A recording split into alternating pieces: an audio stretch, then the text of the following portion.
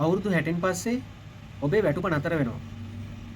ඒත් වියදම් නතර වෙන්නේ නැහැ.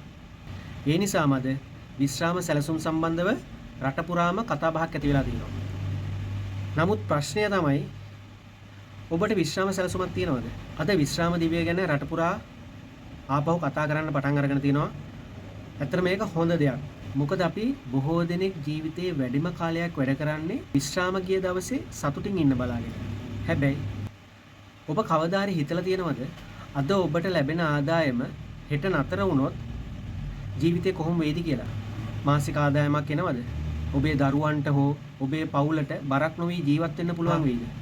විශ්‍රාම සැලසුමක් කියලා කියන්නේ වයස අවුරුදු 55 60 වුණාට පස්සේ පටන් ගන්න ඕන දෙයක් නෙමෙයි.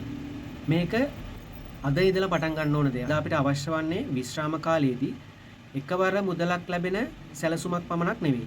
අවශ්‍ය නම් එකවර මුදලක් ලබා ගන්නත් පුළුවන්. එහෙම නැත්නම් මාසික ආදායමක් ලෙස විශ්‍රාම වැටුපක් වගේ ලබා ගන්නත් පුළුවන් සැලසුමක්.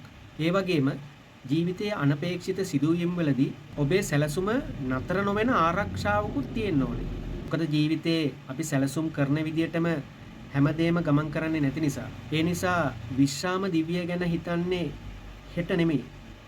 අද ඔබේ වයස කීයේ වුණත් ඔබේ ආදායම කීයේ වුණත් විශ්‍රාම සැලසුමක් ආරම්භ කරන්න හොඳම දවස අදයි.